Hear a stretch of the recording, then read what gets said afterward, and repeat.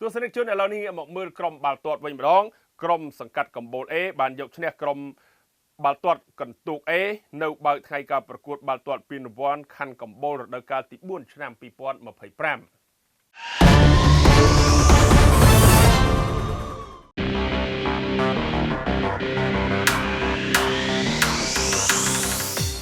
រដ្ឋបាលខណ្ឌកំពូលបានរៀបចំពិធីអបអរសាទរបើកការប្រកួតបាល់ទាត់ពានរង្វាន់ខណ្ឌកំពូលរដូវកាលទី4ឆ្នាំ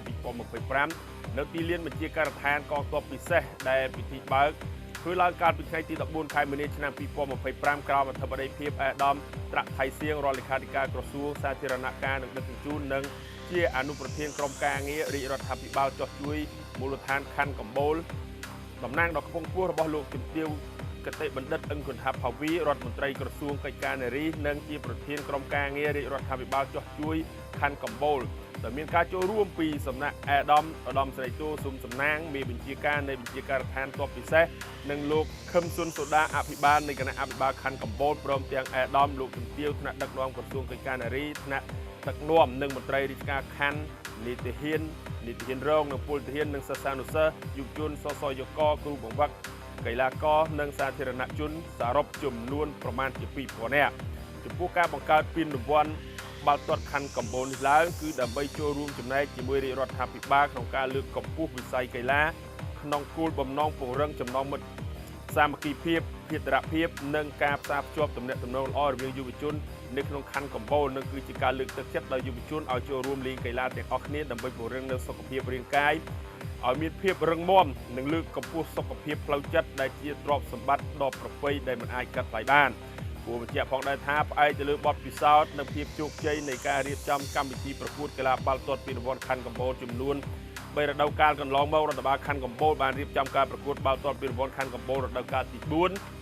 ដែលមានក្រុមកីឡាករចូលរួមប្រកួតប្រជែងចំនួន14ក្រុមមកពីសង្កាត់ទាំង7ដែលស្ថិតនៅក្នុងខណ្ឌកំពូលរួមមាន1ក្រុមបាល់ទាត់កំពូល A ក្រុមបាល់ទាត់កំពូល B ក្រុមបាល់ទាត់កន្ទូក A ក្រុមបាល់ទាត់កន្ទូក B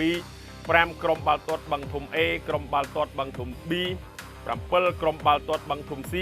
ក្រុមទី8ក្រុមបាល់ទាត់ប្រទេសឡាងទី9ក្រុមបាល់ទាត់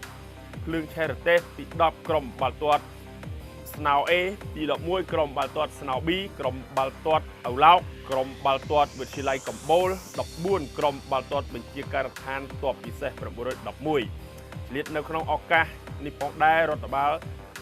សូមគោរពថ្លែងអំណរគុណយ៉ាងជ្រាលជ្រៅបំផុតចំពោះលោកជំទាវគតិបណ្ឌិតអឹងគុណថាភាវីរដ្ឋមន្ត្រីក្រសួងកិច្ចការនារីនិងជា